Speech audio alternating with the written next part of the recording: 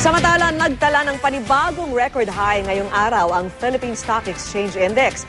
Kasunod po yan ang pagtamo ng Pilipinas ng investment grade mula sa credit rating agency na Standard & Poor's. Saksi si Bernadette Reyes. Sa ika-28 pagkakataon ngayong taon, sumampas sa panibagong record high ang Philippine Stock Exchange. Nagsara kanina sa 7,215.35 ang PSE Index, mas mataas ng 121.93 points kumpara kahapon.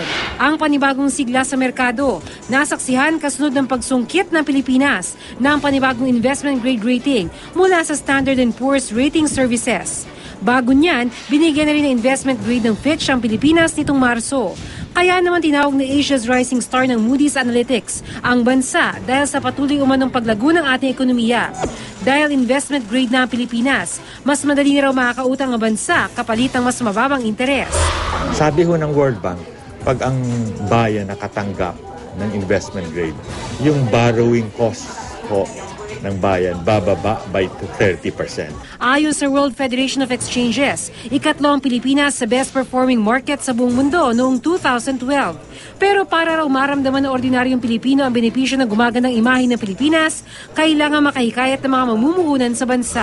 The rating alone will create interest, pero kailangan ng gobyerno natin at yung mga negosyante to create an avenue na saan nila lalagay yung pera, tayo ng mga factory na mag-export ng mga kung ano-anong materyales na mag-i-employ ng mga tao. Wala pang 1% ng populasyon ng Pilipinas ang namumuhunan sa stock market. Ang ilan kasi sa bangko pa rin ipinagkakatiwala ang kanilang ipon. Sa pinakauling resulta ng Nielsen's Global Survey on Consumer Confidence and Spending Intentions, mas kumonti raw ang mga Pilipinong magastos at dumami ang mga nag-iimpok sa bangko. Matatandaang sa kauna-una ang Consumer Finance Survey ng Bangko Sentral noong nakaraang taon, lumabas na 2 lang sa kada 10 Pilipino ang may deposit account.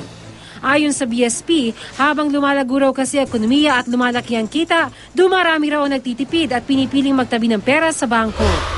42.5% of households surveyed in the first quarter of 2013 said that they are allocating the remittances that they receive for savings. Compare that to only 7.2% of households that indicated that they are allocating this for savings back in quarter 1 of 2007. Ako si Bernadette Reyes, ang inyong saksi.